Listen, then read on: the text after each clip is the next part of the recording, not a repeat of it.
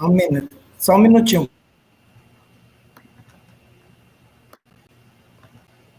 I'll try again. Just hold on just a minute, and Junior is looking into it, so we can get started. Okay. We're still 2 minutes in. Let's see.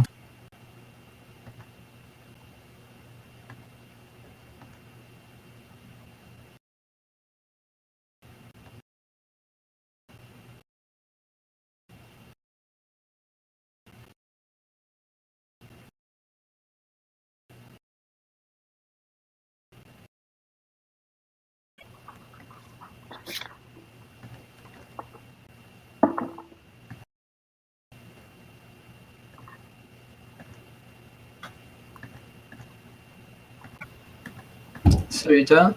Yeah. Você pode tentar novamente? Can you try again? Yeah.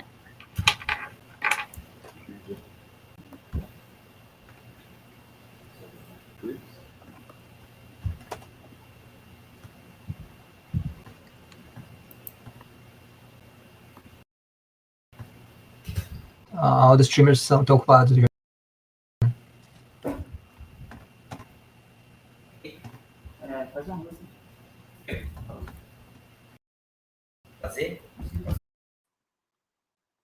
Transmissão iniciada. Okay.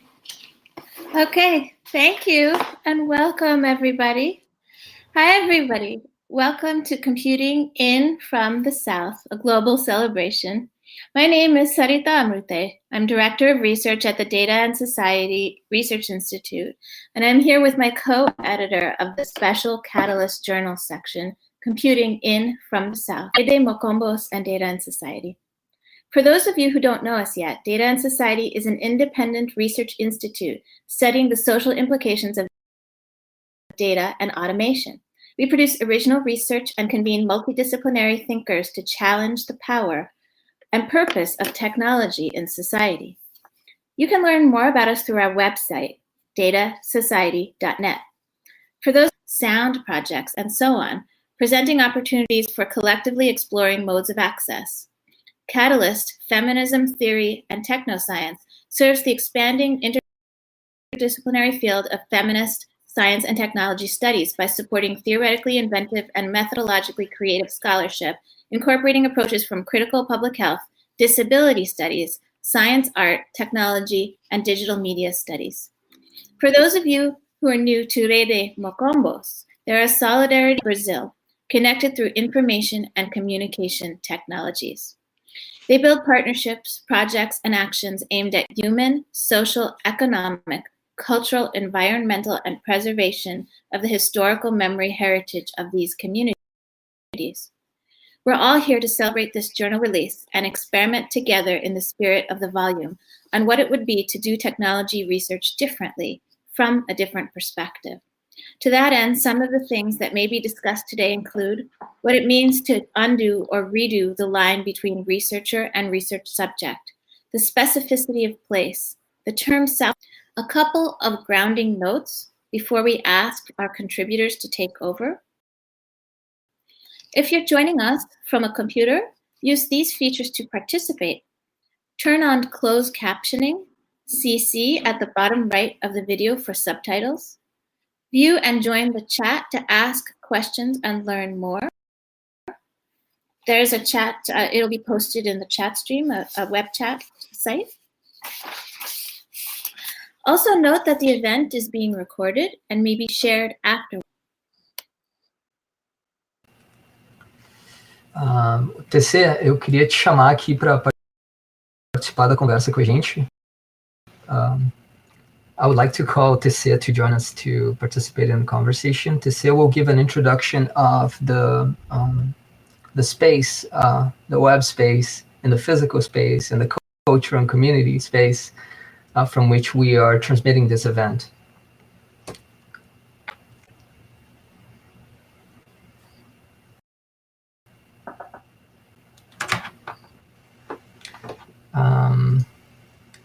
Cadê o Tessia? O Tessia apareceu aí. TC? Olá, me ouvem? Olá, TC. Olá. Sim, sim. Podem me ver. Você me desligou, Júnior.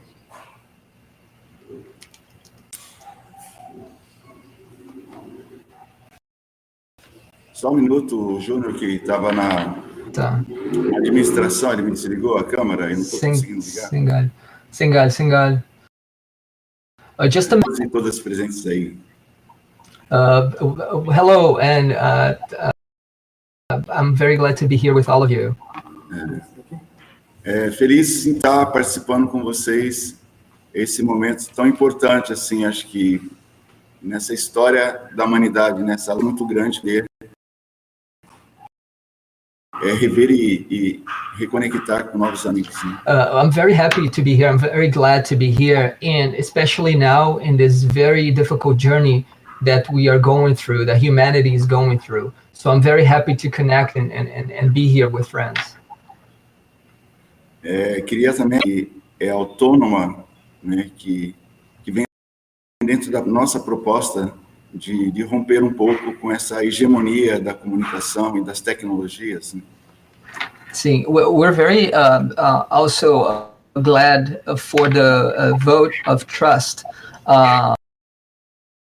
for us to use a platform that is meant to break the hegemonies in computing that are threatening basically our communications in the world.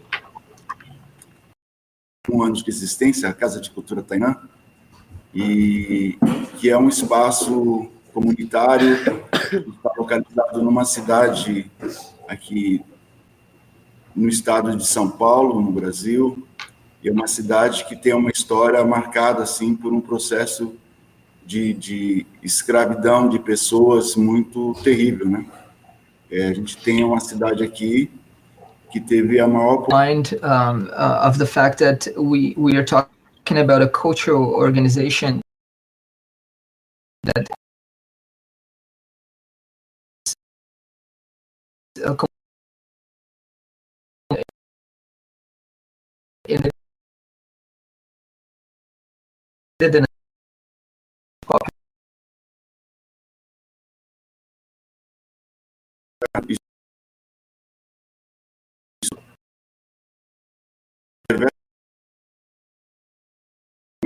e então nesse momento é importante a gente lembrar so a context, the country in which the Black population and the indigenous populations are being brutally exploited, and it's always important to desse país, mestre Moa do Catendê, capoeirista, e a guerreira nossa, Marielle, nossa parceira. Yeah, I have behind me the image of 2 warriors who were brutalized in this process, who was also a victim of violence, of racial hatred and violence in the country. A nossa experiência toda ela é orientada a partir da nossa concepção africana, nossa comida, nossas crianças. Isso é uma concepção de mundo africana. E é isso que a gente carrega, uma proposta de vida. I have is what we all have, and this is something that informs and shapes the way we work, the way we conceive life and work. Quero lembrar também que a nossa concepção de civilização ela se inspira também na luta do Quilombo de Palmares, na figura do grande líder Zumbi dos Palmares, que dizia: vamos fazer um mundo mais do nosso jeito. It's important to also talk about the figure that is also represented behind me of Zumbi dos Palmares, who was a freedom fighter from communities that were established from folks who ran away from the plantation system. And he had a conception, and the community, the Quilombos, had a conception of shaping the world our way, and this is what also inspires us to do the work that we do. Acreditamos que juntos e juntas poder humana e espiritual, ela se fundamenta na possibilidade da gente preservar a nossa cultura e território. Precisamos da nossa cultura e precisamos construir a ideia, manter viva a ideia de território. É isso que nos permite nos construirmos como subjects. It's important to understand how much that constitution is anchored in the notion of territory and culture. Também, na nossa experiência africana, a nossa tradição se diz: na casa de meus pais, eu aprendo tudo o que eu preciso para saber quem eu sou e o que eu tenho para fazer no mundo. Não importa onde esteja. We say that we are well and we have the condition to live well as long as we have the house of our parents, and as we have the house of our parents. A questão de dias, elas usuários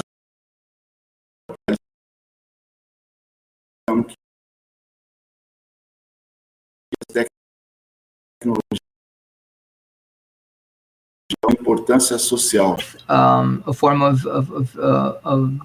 use of internet or appropriation of technologies that does not transform us into passive users, but active technologies that we appropriate, that we make ours and for our purposes.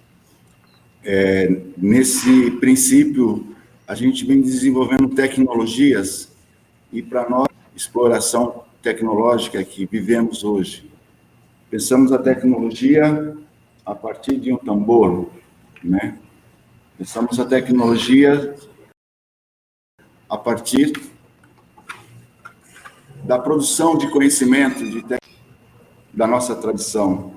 Esse instrumento é o instrumento que nas Áfricas é muito usado pelos griots, pelos digitais, para contar as histórias e manter vivas as memórias. As the technologies of the drum, of traditional technologies, the technologies, for example, of the storytellers, of the griots, and how much does those instruments, these technologies, with African understandings of logics and mathematics? Não sei.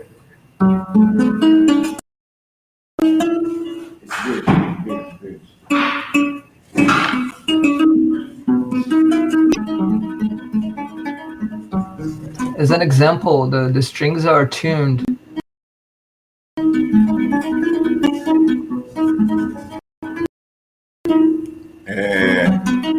A escala musical The pentatônica, scale.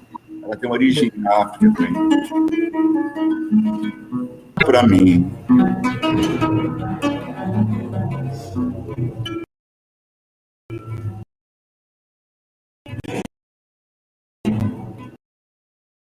Psychedelic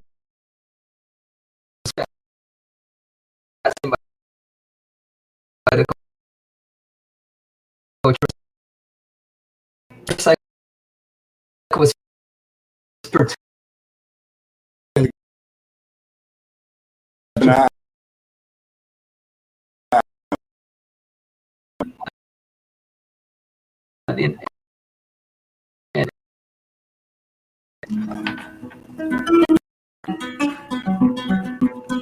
Em Camaia Pigmeu, minha tribo me perdeu quando entrei no templo da paixão.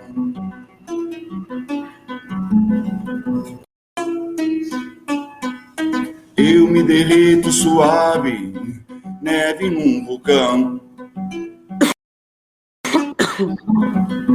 Se você toca, eu me desmancho suave, nuvem no avião.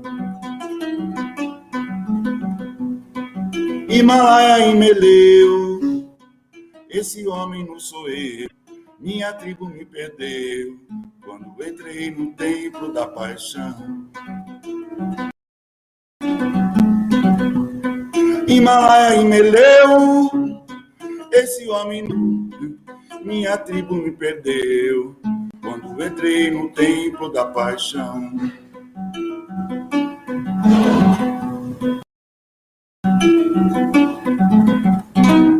das tecnologias. E acho que toda e qualquer tecnologia perde todo o sentido se ela não tiver a serviço, sabe, da produção de vida, de bem-estar coletivo, sabe?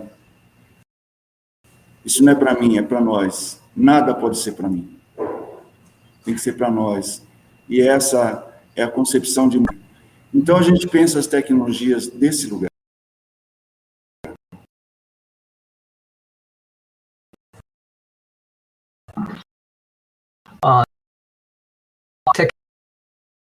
They don't serve for our well-being, technologies for a good life.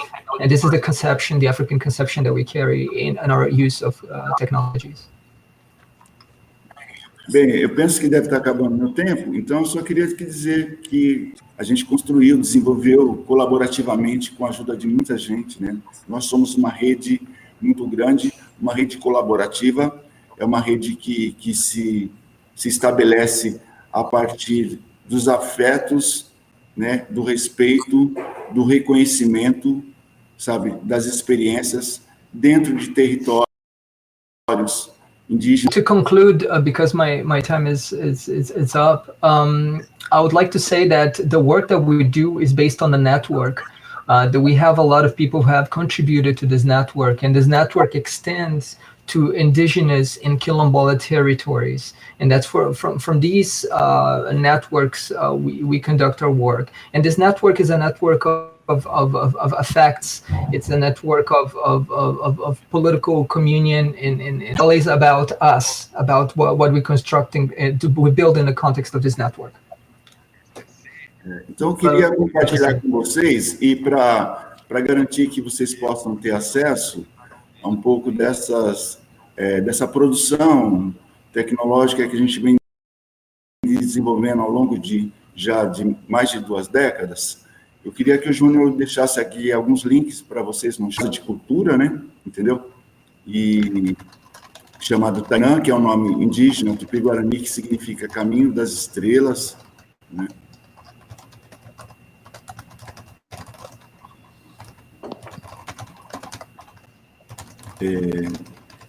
Eu sigo, Fido? Eu interrompi. No, not at all. Não, TC, tá de boa. I'll translate. So, pode continuar, TC, daí eu tô colocando os links aqui no chat. A tradução de Tainã é Caminho das Estrelas. Tainã é o nome do tupi-guarani, que significa Caminho das Estrelas. Que significa para a gente que a gente não se prende aos limites que a ordem mundial...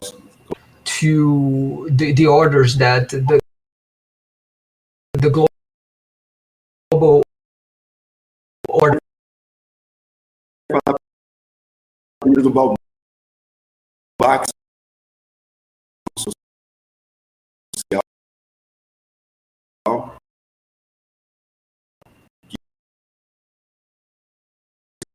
que a gente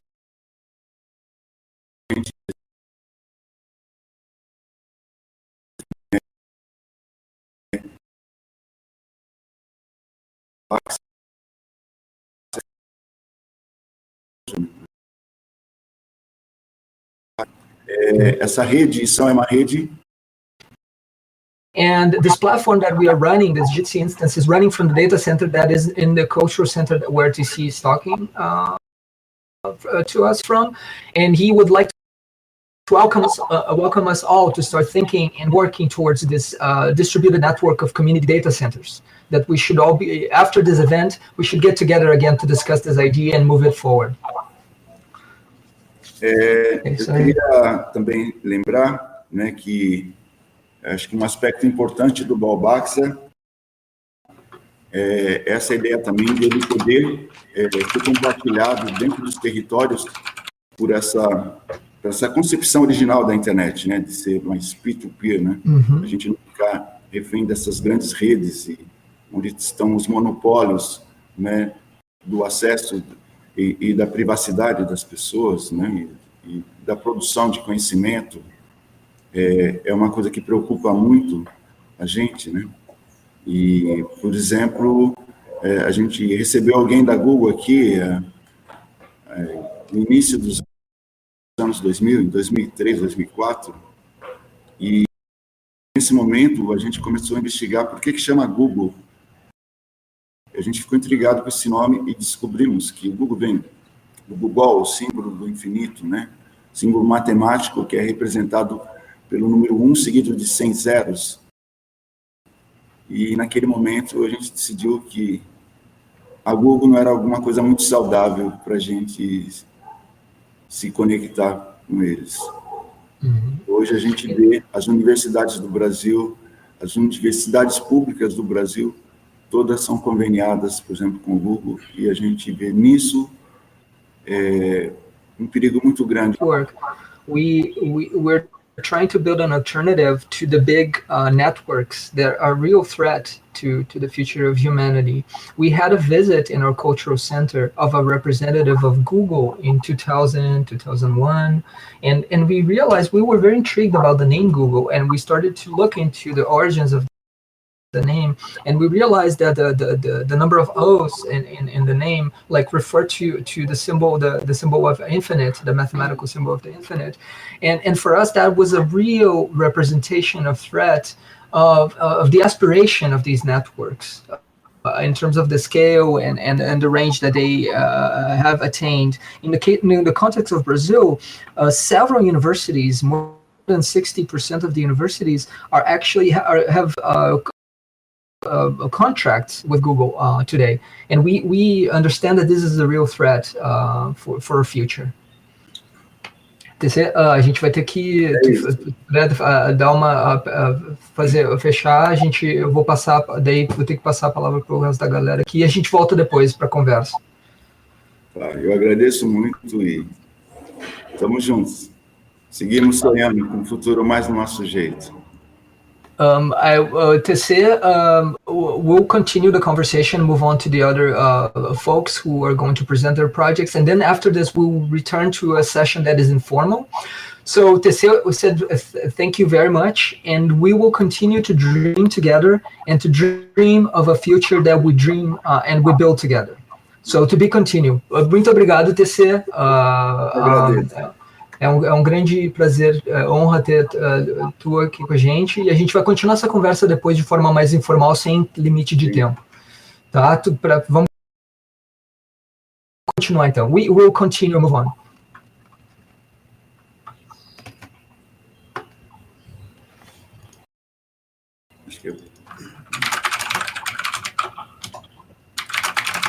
Next will be Natasha, Rachel, Ariane, Sophie, Fabian Borges, and Nadej talking about their article, Taking Back the Future, A Short History of Singular Technologies in Brazil. Natasha?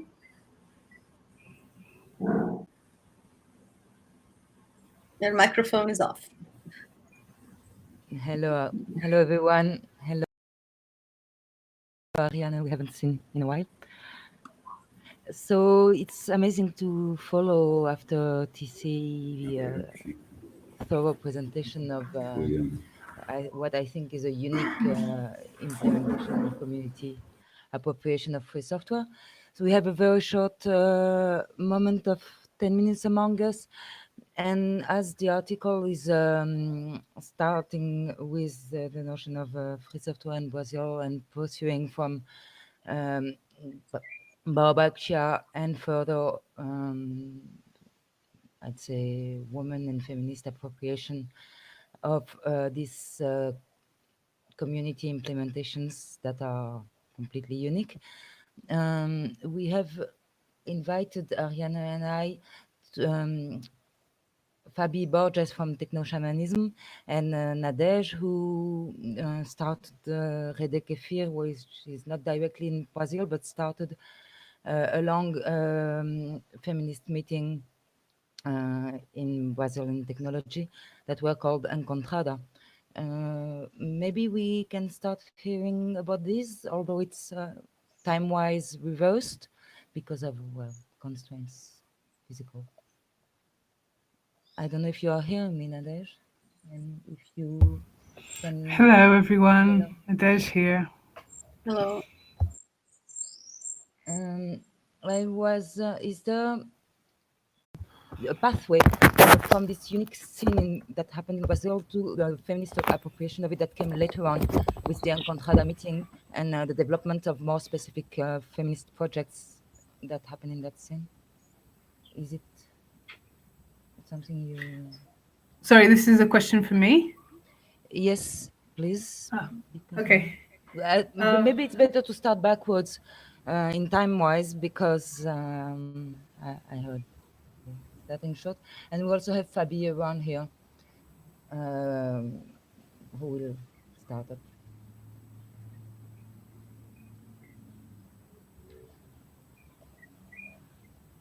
So who do you want to start? Sorry, Fabi or me? I think she asked for Encontrada. You can go. Oh, to talk about Encontrada specifically. Well, it's the point where I situate a transformation and an aggregation that is happened in specifically. But we can also go on. I see Fabi showing the techno-shamanism T-shirt, and this is also a point where we can start up through and maybe come back to the later development if it feels better in feeling. For me?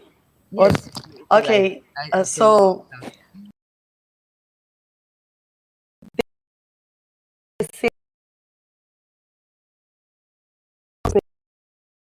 inspirador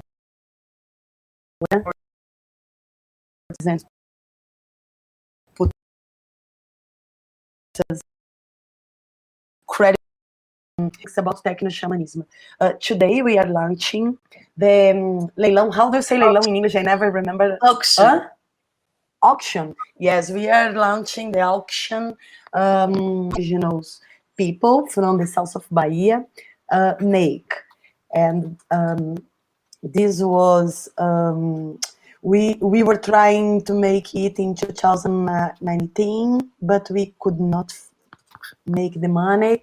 So during the pandemic, we got the money, so we could not help them. We gave the money, and they are making it. I cannot. I would like to show some photos here, but I'm not sure if I can. Well, so that's it. This is one thing. We are working this indigenous health center, and this is what most important we are doing now. Historically, I think we made these festivals, meetings, more than 80. We were trying to make a big church for compete with the evangelic church, but we didn't do it because we have no people enough for construct it together. So we tried to make an NGO, and it didn't work well as well. So we tried to make a school, but it didn't work good as well. So I think techno-shamanism is this no profile at all concept that we work.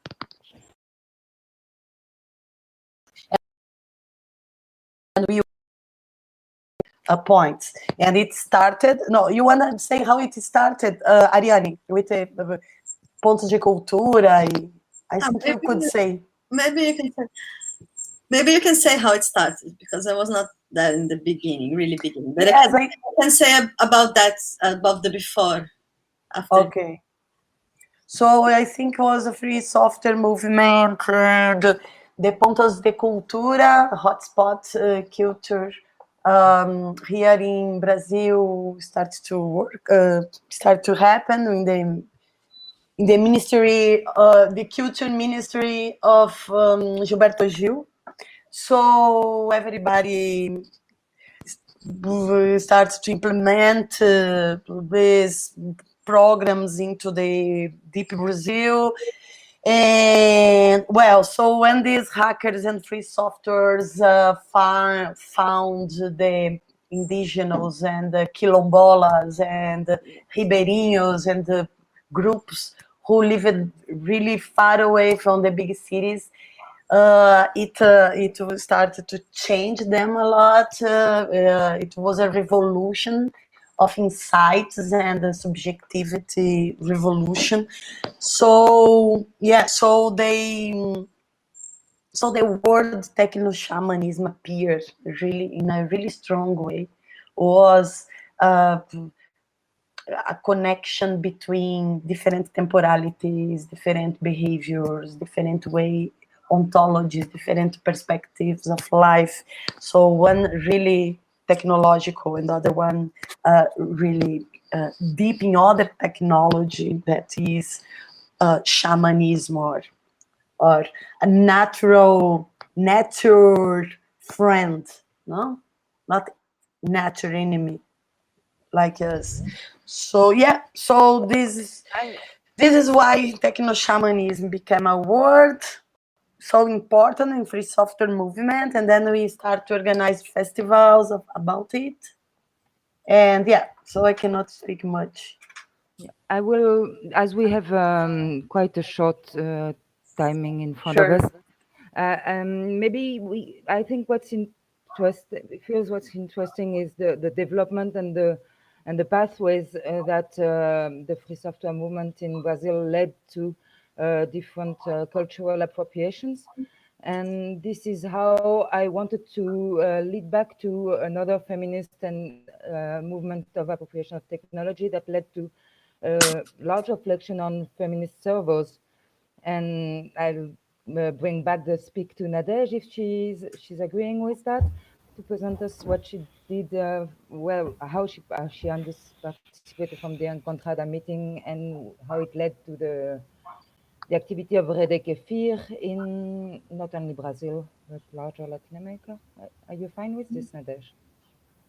Hello, yes, I have to leave very soon, but anyways, I think it's very brief intervention. So I'll be logging off in like 5-6 minutes, but I'm happy to share a bit.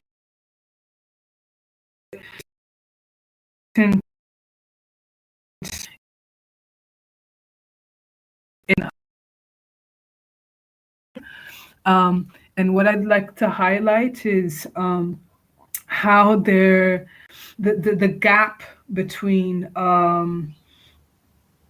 trans feminist, how, for example, Vedetas was a space aimed at building capacity and reflection around feminist infrastructure. And they led very interesting workshops in Sao Paulo around server administration, for example, and many other types of events, and participating with a lot of digital security, holistic security networks, and a very active project in terms of activism.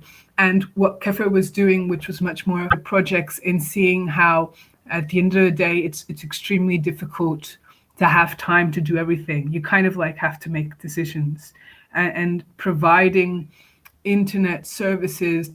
I think one of the biggest questions that came up to me in a moment of deciding to close down Kefir was feeling unable, not as a negative thing, but as this question to move on, unable to keep up with the expectations of what internet activisms were needing in a productive sense.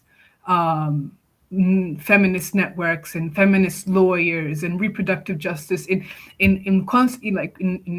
the big jump of actually migrating to this infrastructure always demanded also more on our side, more commitment, more reliability. And in many spaces where we talked about infrastructure with activists, it was very interesting how I remember very clearly a dynamic in a space called Internet Freedom Festival in Valencia in Spain, and how the people in the room, which they would break down in groups, and there were like a series of sliders of making a priority list of what you look for in an internet provider, diversity and a feminist approach and all this was very much appreciated, but when you had to choose in a list, the first thing that would come up would be still reliability, having a series of software, a capitalist expectation, which is super understandable when you have to perform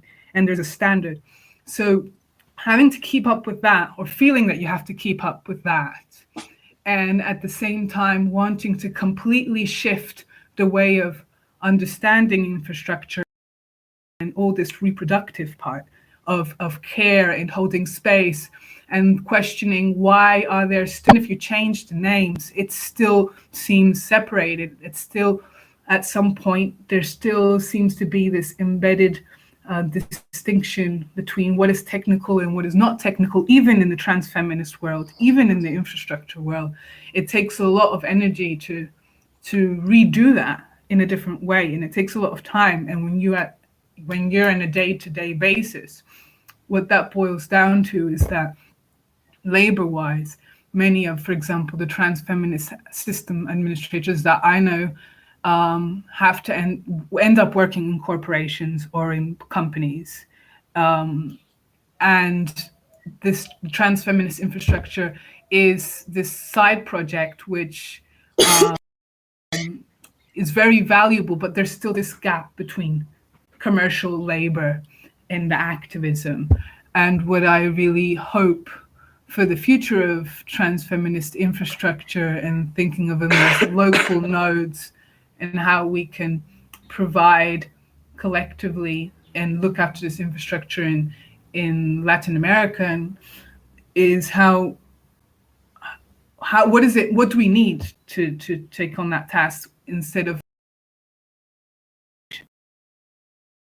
very aware of the time. I could go on. Is a like a full how we end up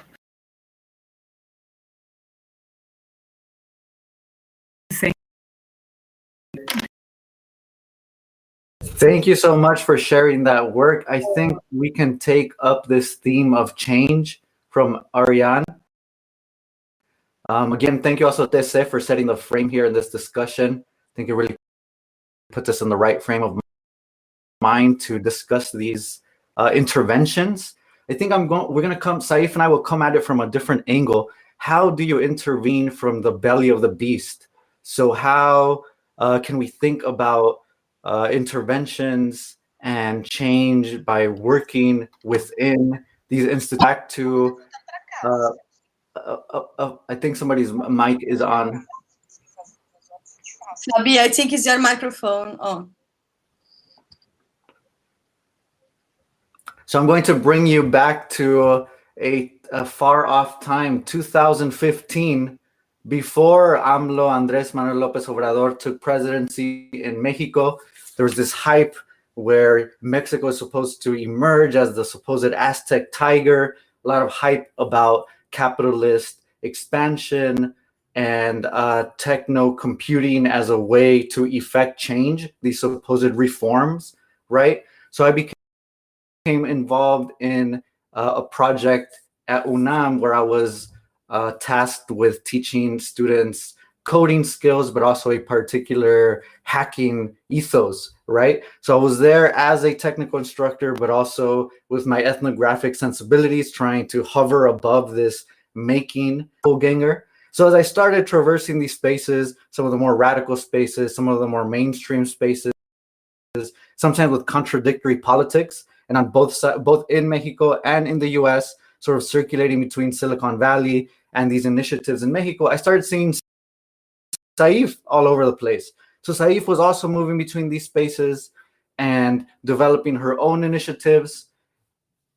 And naturally, we wound up at this all-women's hackathon that Saif helped organize in 2015. So to set the stage, can you tell us, Saif, a little bit about how this hackathon came about? What was the impetus behind the all-women's hackathon, and how it developed in 2015, Mexico? Yeah, thank you, Hector. And it's really a great honor to be here. I'm very excited. So in 2015, as Hector was saying, Mexico was going as a really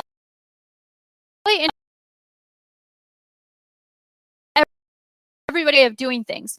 And so I had gotten some money from Google, actually, and they had because I felt that there I might be able to have even more impact, given that maybe not everyone was looking at this space currently about just organizing women around technology. Whereas maybe in the US, you have a little bit more initiatives.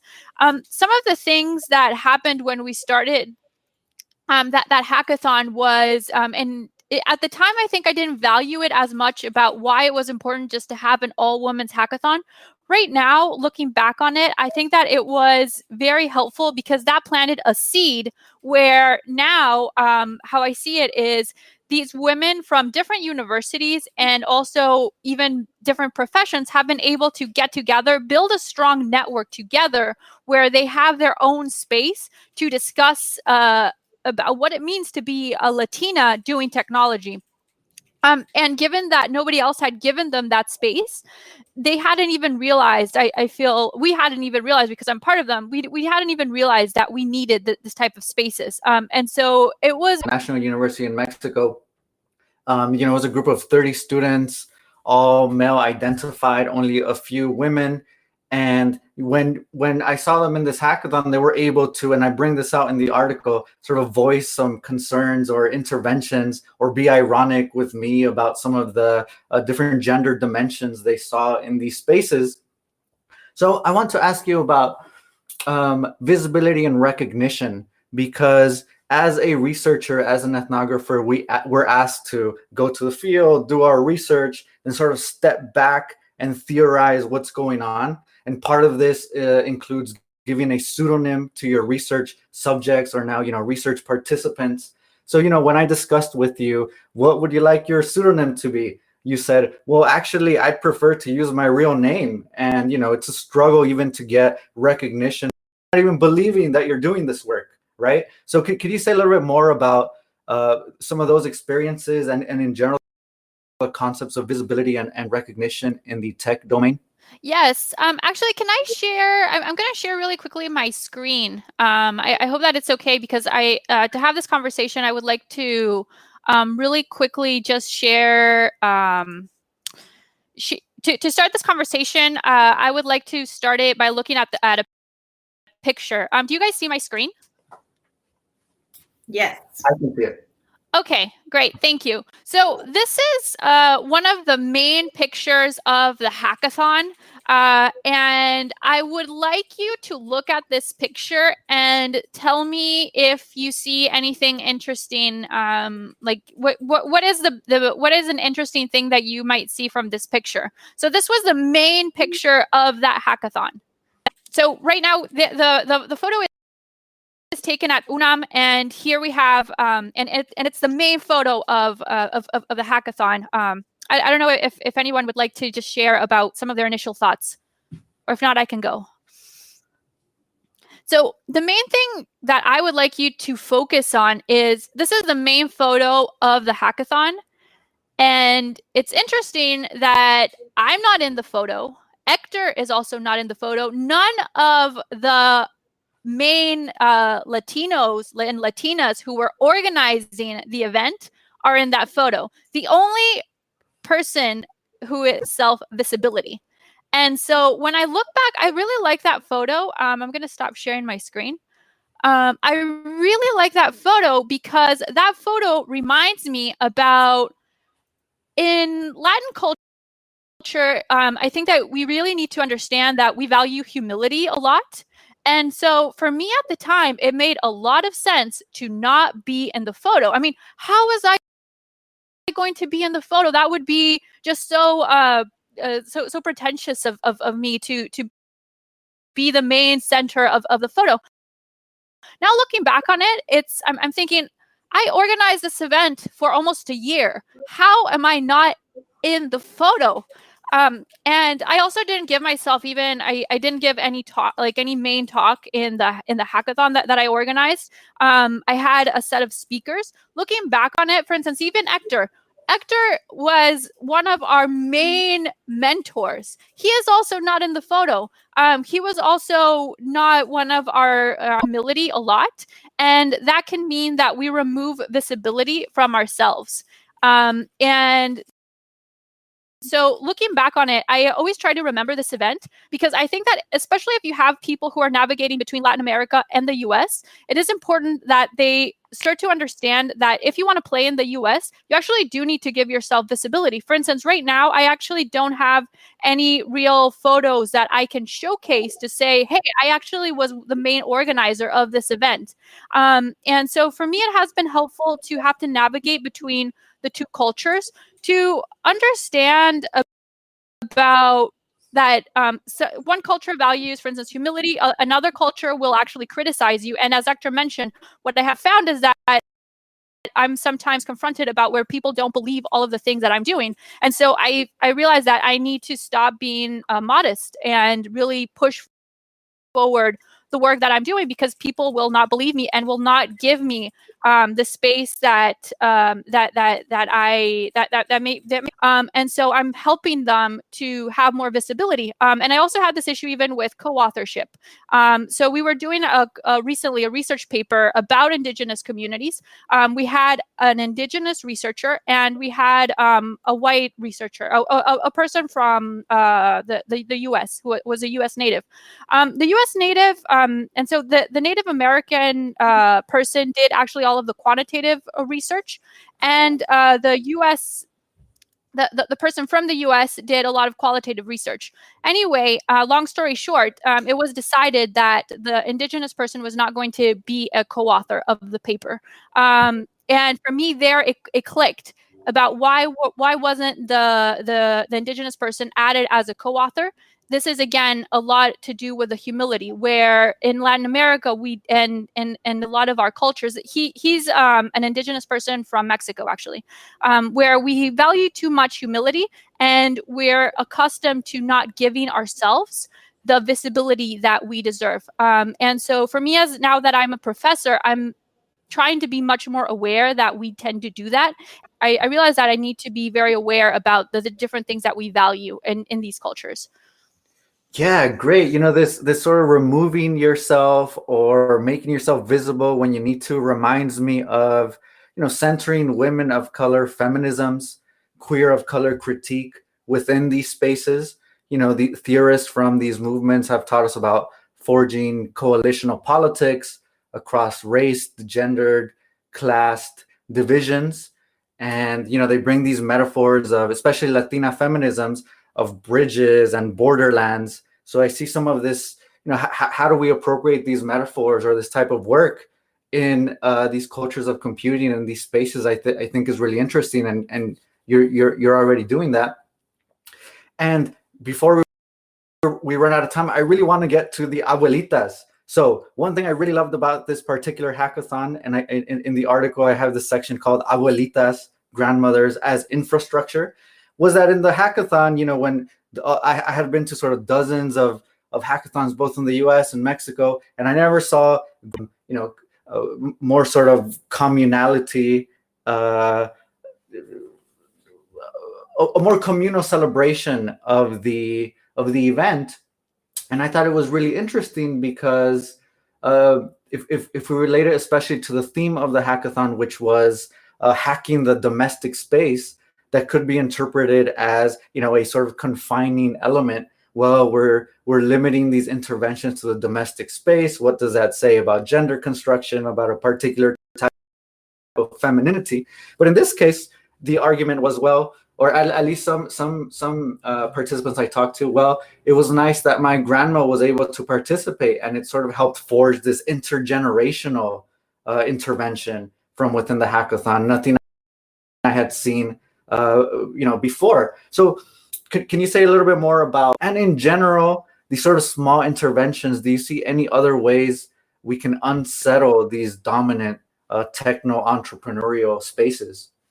Yeah, thank you. That's a great question, and I love the part of the abuelitas. So I think that one of the things that really helped us was that we challenged every part of the hackathon. So, and that helped us to be able to bring in women who are not traditionally included in hackathons. So what we did was that hackathons on one hand tell you that it should be a fun activity, and so it should be something that people do, and they're actually a huge barrier that you're creating in your event. And so we challenged this. And so what we did was that we went to public universities in Mexico, specifically the ones at UNAM, and we turned it, instead of being this fun, casual activity that anyone can join, we actually teamed up with the professors, and the professors turned it into an activity that they did within their classroom and into a more of a mandatory activity. And so what happened was that we got now access to women and girls who would normally never attend a hackathon because they weren't even aware that it was a fun activity to do. And the fact that it turned into a more mandatory activity that they were doing because of the school turned it into an activity that their family wanted to support. And so that was and so I think that what really helped us was challenging everything about how these events were organized. At the time, I got criticized because the other people were like, well, no, the hackathon has to be something that they do out of their own voluntary joy for the technology. No, the problem is that if you're doing that, you are creating a very specific profile of who wants to attend. And so I think that just challenging every piece of the way of the hackathon was what helped us. Thank you so much, Sai, for your amazing work. This has been great being in conversation with you.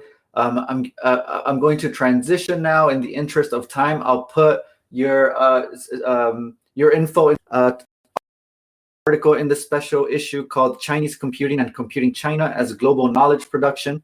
Hemangini Gupta, who has an article, Post-Colonial Assembly Protocols for Unnamed Automation Projects, and also Francisco Caminati and Silvio Carlos, who will tell us about their project and their participation. Happy to be here today. So I want to talk a little bit about the writing of this article.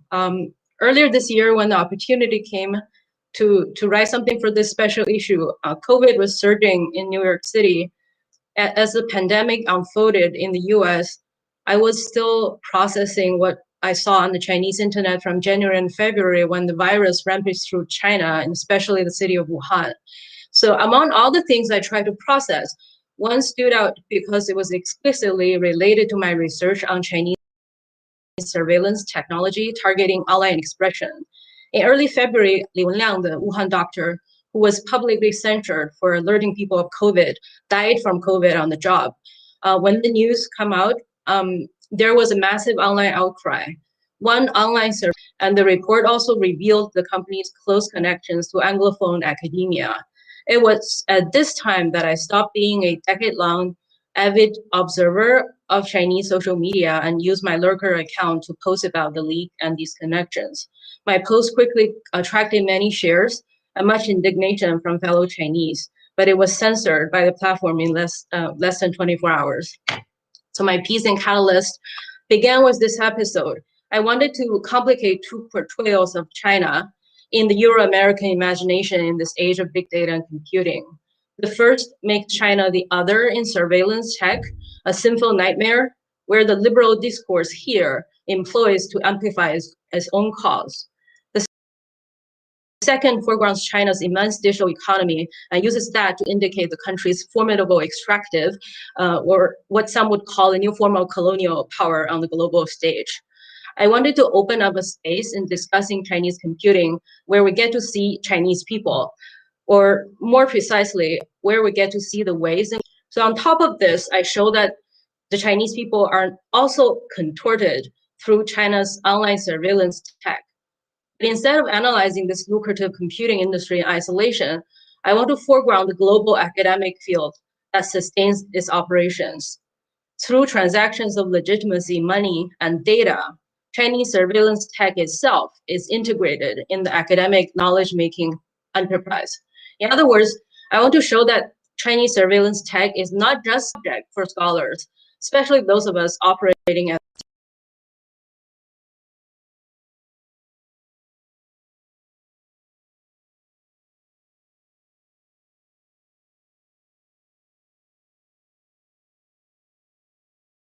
Born and raised in China, I'm a researcher trained and employed in the US. I'm an ethnographer and critical cultural analyst who also mingles and publishes in quantitative social science.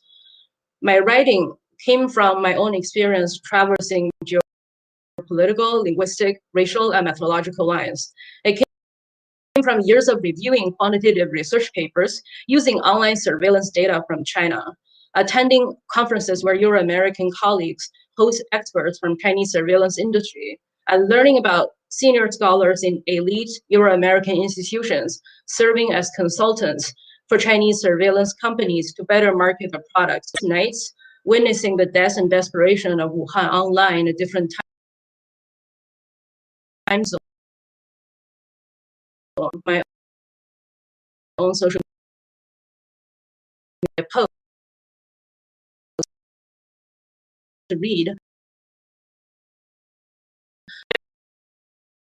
Very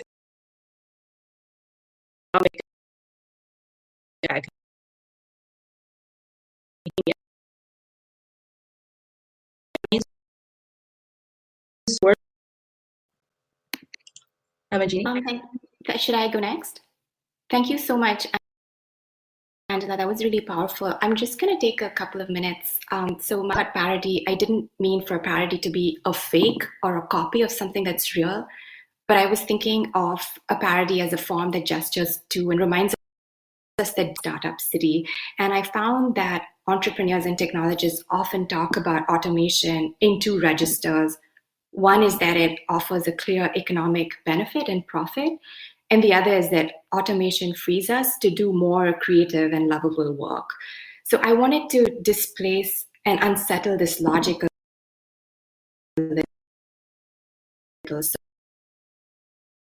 innovation, love, etc. that might help us to technical complications. We've got I'm here, and Veda Popovic is on my phone. He's also going to be sharing this space with me. So we're going to just try to make it work. But yeah, just let me know if people can't hear her when she talks, and I'll just try to rearrange the phone and the computer connections better. Yeah, so I'm so excited about this format for releasing this Catalyst special issue, because it really, I think, helps to decolonize forms of Western objectivity and technology so prevalent in academia. And so I'm really just thrilled to be able to present some of my research with Veda Popovic today, as she really has taught me so much of what I know about the political, material, and imaginative complexities contouring post-socialist Romania today, which is where my paper is situated. And for context, I first met Veda many years ago when I was in Bucharest, giving a talk on fighting gentrification in the San Francisco Bay Area. And I was in this anarchist feminist social center, Klaka, that Veda helped organize.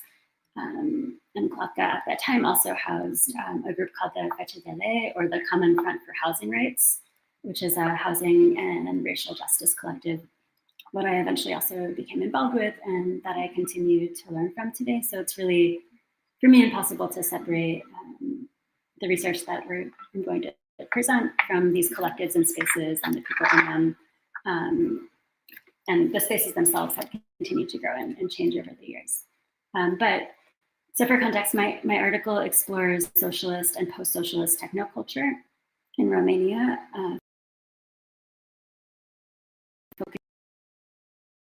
focusing both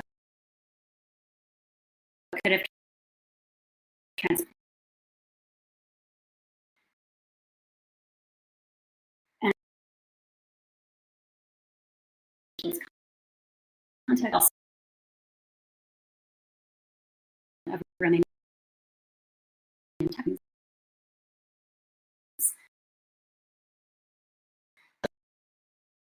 Socialist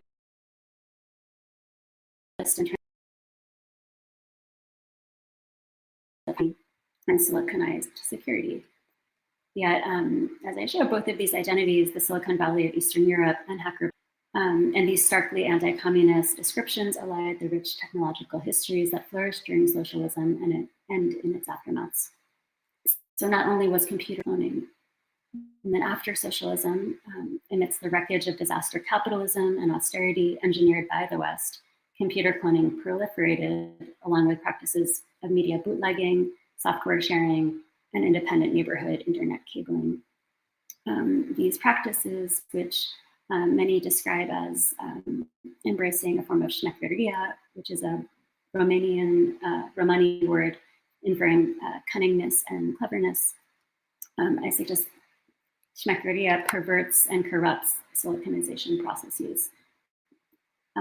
Yet, of course, Silicon Valley has continued its creep, with larger corporations buying up local networks, IBM purchasing and dissolving Romania's state computing factory, and slowly Western companies moving in and establishing outsourcing branches upon the ruins of socialist era infrastructure. So today in cities such as Bucharest and Cluj, companies like Oracle, Microsoft, Hewlett-Packard, and more pepper urban centers, while surrounding them different venues attempt to mirror Western aesthetics with food trucks, generic glass condos, and more. And this incites local contexts of gentrification and racial dispossession, in which disproportionately Roma residents are banished to the city's outskirts and wastelands as urban centers siliconize. And then meanwhile, just as perniciously, desires to gain Silicon Valley recognition have infiltrated the desires of many, including the engineers of mass urban anti-communist street protests known as the Light Revolution, for their use of light Western technology.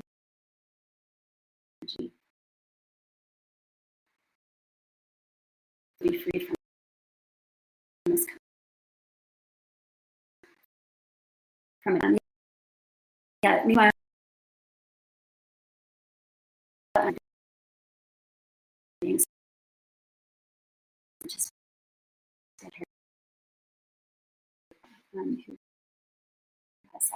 kind of researcher and researched binary. Not a thing that is produced by very value neutral processes, but as an evolving process that is part of our life, and that is we are constantly creating and recreating. Therefore, we are not really able to, in that frame, we cannot identify who initiates or who receives. Therefore, that really bridges the binary. And especially when we see data as something that is constantly changing in form and shape, thereby making the idea of contextualizing what we do possible. And looking at the research data share site that we have been part of, where we are a group of researchers who are building on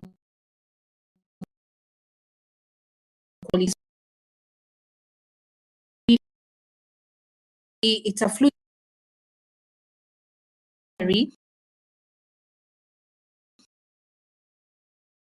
and is also helping us to build on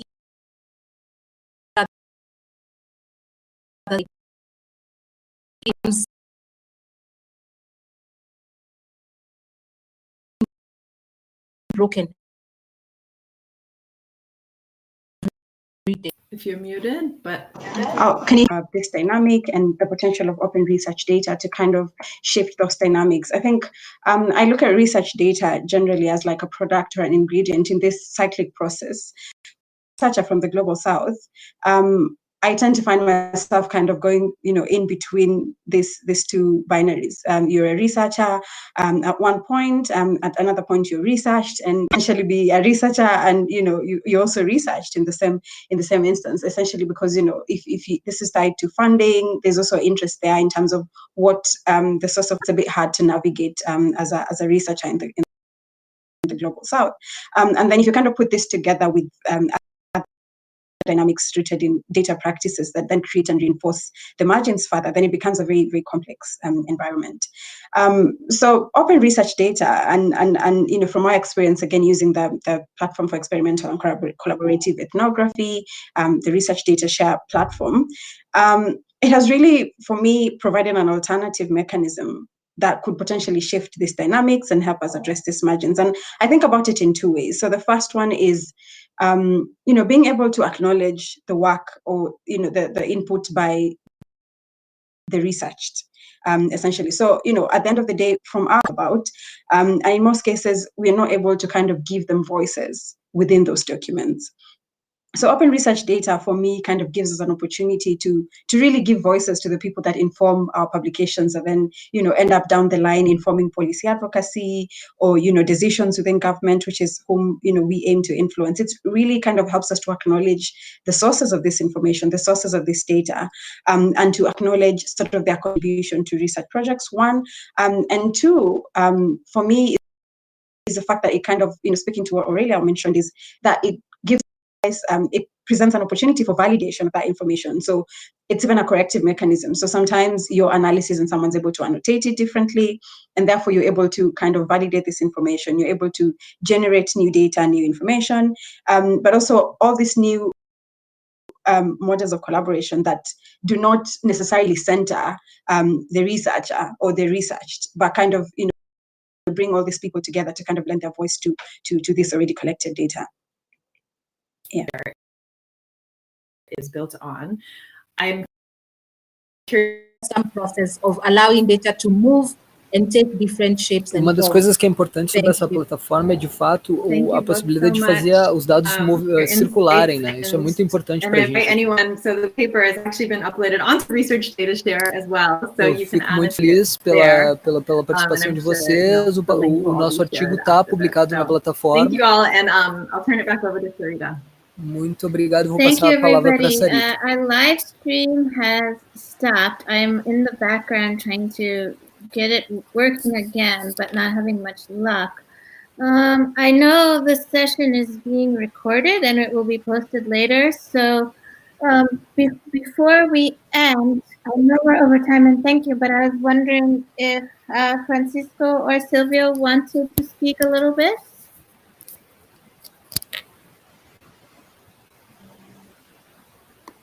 I can. Agora quem vai falar é o Francisco Caminati. Silvio. Vai aí, Chico. You can begin. Okay. I'm gonna read. I wrote a short text to share some impressions and ideas on the subject based on my own research and Eu practice escrevi conducted texto in para compartilhar collaboration algumas with ideias sobre o communities tema.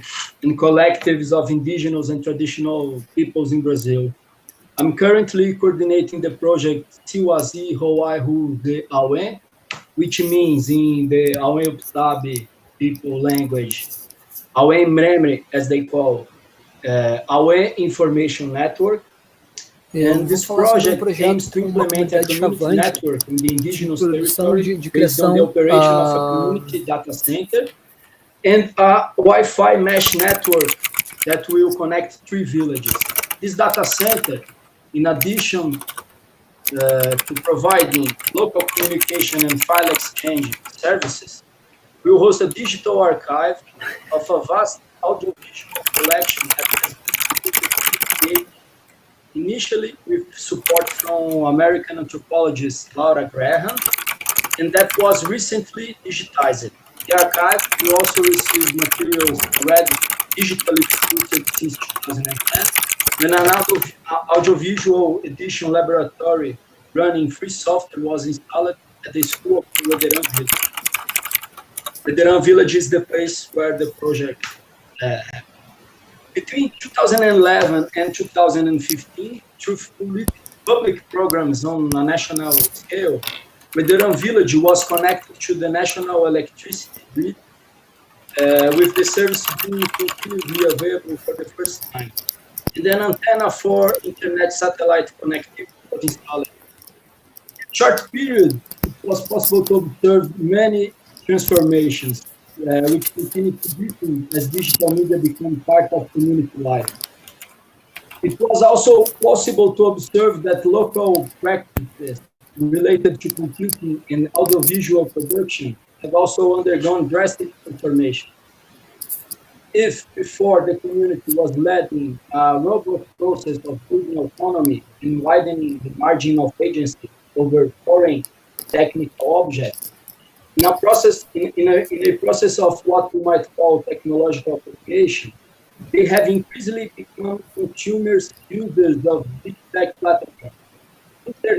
Nesse processo de apropriação tecnológica, no contexto do projeto do trabalho com as comunidades chovantes, a conversa sobre a apropriação tecnológica é muito importante, porque, do contrário, essas comunidades se tornam usuárias de tecnologias de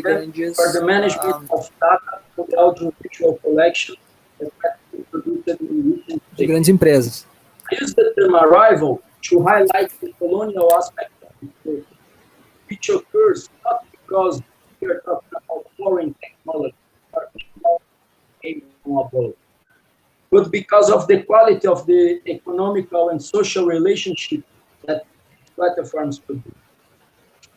My research and practice has been combining anthropology and community-driven design.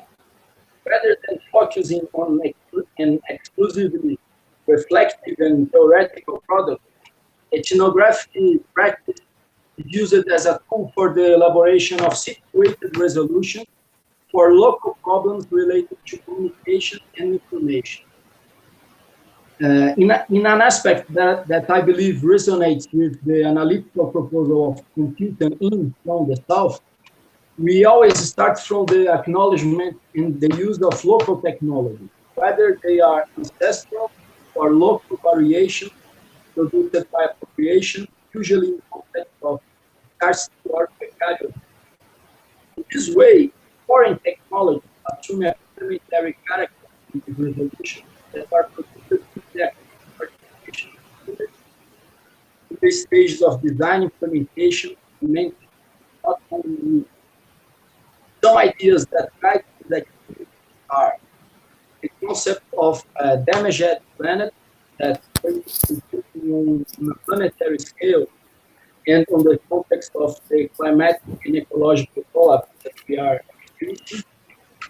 The internet as a control and surveillance infrastructure, that is the refusal of the ideology of the internet as a democratic and democratizing movement that promotes knowledge and diversity. And as this represented, the intersection between data and territory, as the experience of indigenous and traditional collective provides us with an interesting point of view to process how new forms of colonization by digital media reinforce and benefit from traditional forms of exclusion and spoliation associated with land grabbing and environmental destruction. Finally, for the execution of this project, I joined the Mocambos network for the community development of Baobabia. And in this process, in addition to collaborating with financial resources for the development of community developed technology, we are deeply creating dialogues on different regional and traditional community policy. That's it. Thank you very much. Thank you so much, Francisco. I think at this point we should move towards ending the session. Felipe, do you want to say a few words of thanks? I think there's just I would pass to Silvio, who's waiting. He has like something to say, and then I just conclude with Silvio can conclude for us like with his presentation. Okay, thank you, Silvio. Please. Okay. Hi, I'll try to be short. Thanks for the invitation and congratulations, everyone. I work together with Chico and Luis Felipe in some projects. We just submitted a project with TC and Rede Mocambos about Baobáxia.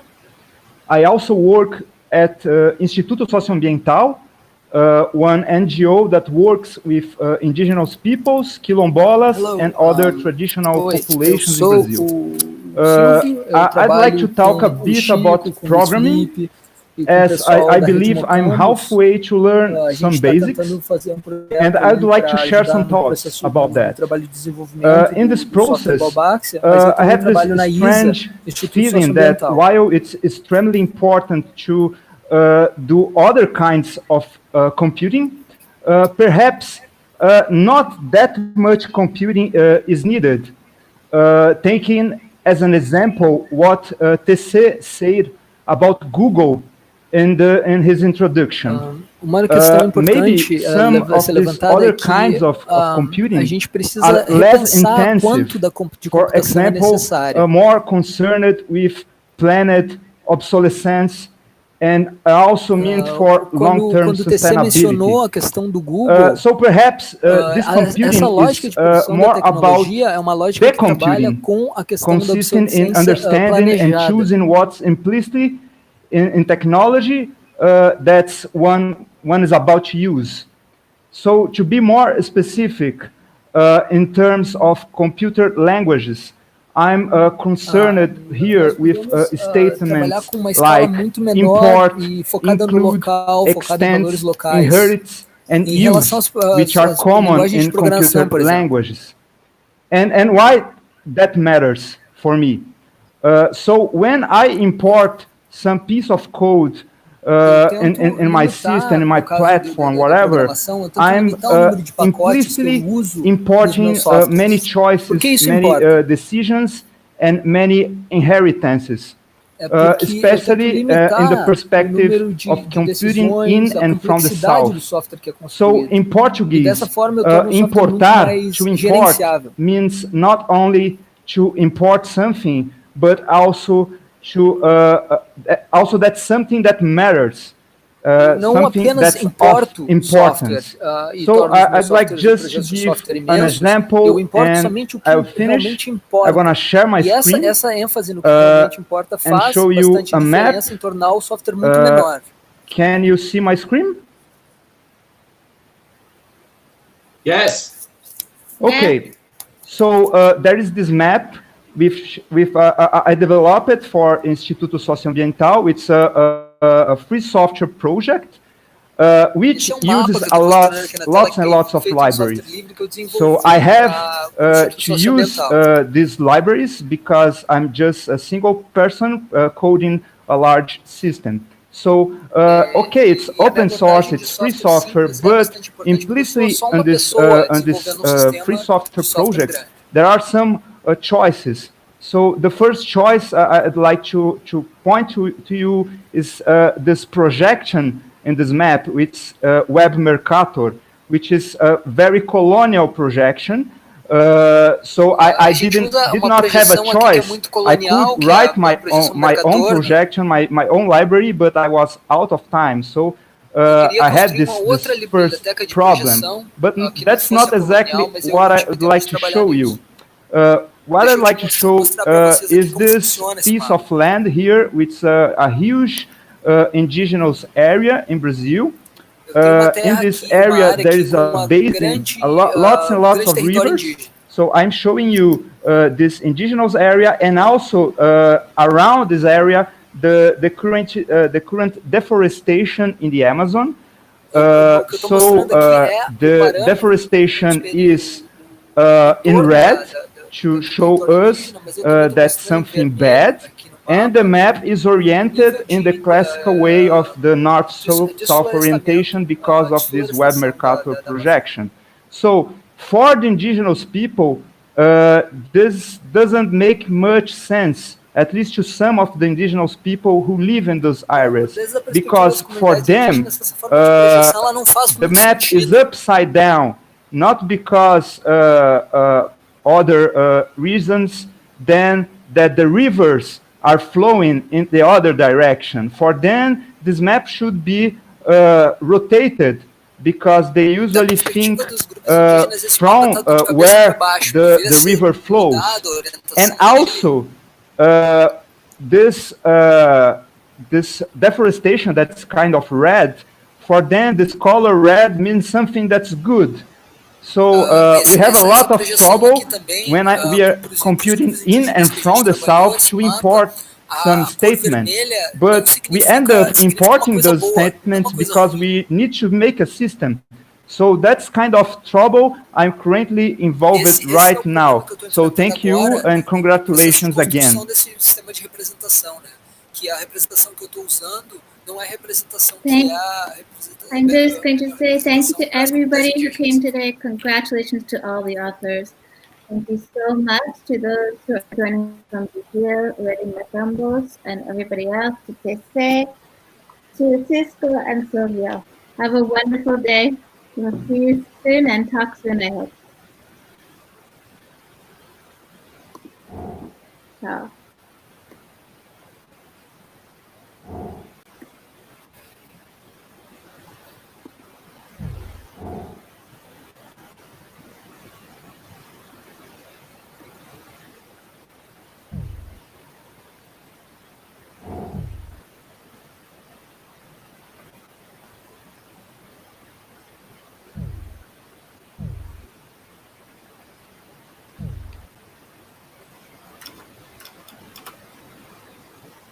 Fim da transmissão, muito obrigado por assistirem e a gente continua essa conversa em um outro momento. Muito obrigado.